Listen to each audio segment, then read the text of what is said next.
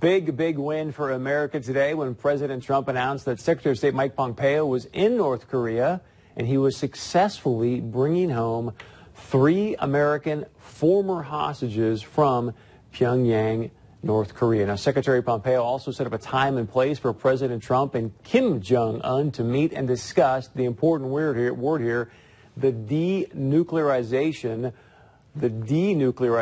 of North Korea. I mean, it is amazing what's happening. Big question is, do you know why North Korea is now coming to the table and why we are getting back 3 healthy Americans? It's because President Trump understands peace through strength, as well as the power of putting sanctions on North Korea to cripple their economy and ultimately bring them to the negotiating table. Now, I bring all this up tonight because I want to ask you a question, as you can see here, about Senator Heidi Heitkamp. And before I get to the question, I do want to play a clip for you.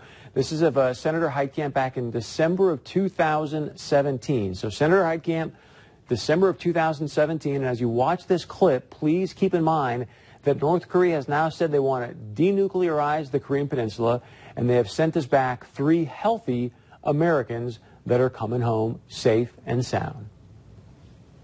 I will say this. I think that the rhetoric has, in fact, enabled the Kim Jong-un to say, see,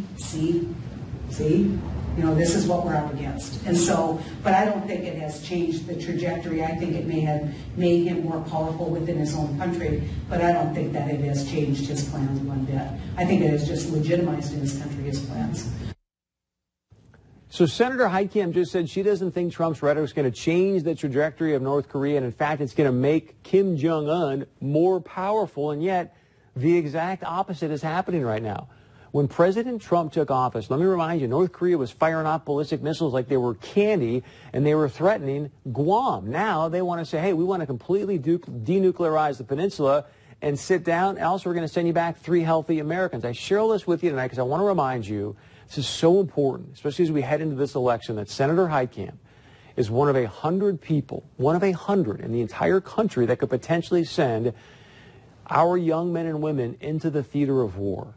And yet, she just does not, in my opinion, does not seem to have a real grasp on foreign policy and what it really means to put America first. I want to give you another example. This is what Senator Heitkamp actually really believed. This was in August, I think, of 2015, believed the Iranians were going to do, so she thought they were going to do, when the Iran deal that she supports was going to lift sanctions on Iran and bring in hundreds of billions of dollars to a regime that chants death to America.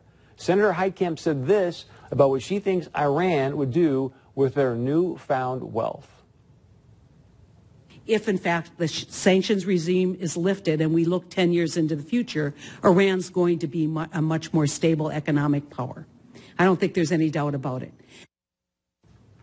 And yet, 3 years into the sanctions being lifted, Iran getting over $150 billion because Senator Heitkamp voted to lift the sanctions. Iran's not using that money to help its people and become a more stable economy, she just told you, but rather they're using the money to spread terrorism all across the Middle East and threaten one of our greatest allies in Israel. I mean, she actually, you just heard her, she actually believes or trusts that a theocratic regime that chants death to America and burns our American flag on the floor of their parliament was all of a sudden going to find a soft spot in their heart and start really investing in their people. So she doesn't trust Trump's strategy, but she trusts Iranian leaders that do what I just showed you to America. And on top of that, she also said that she trusts these people. I think because we aren't trusting Assad, we're trusting the Russians to come to the table to force their ally. You're trusting the Russians? We're trusting Russia's intent.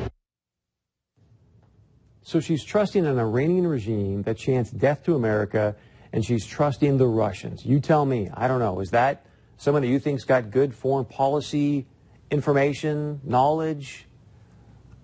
I guess time will only tell, but it's an important distinction as we go through 2018.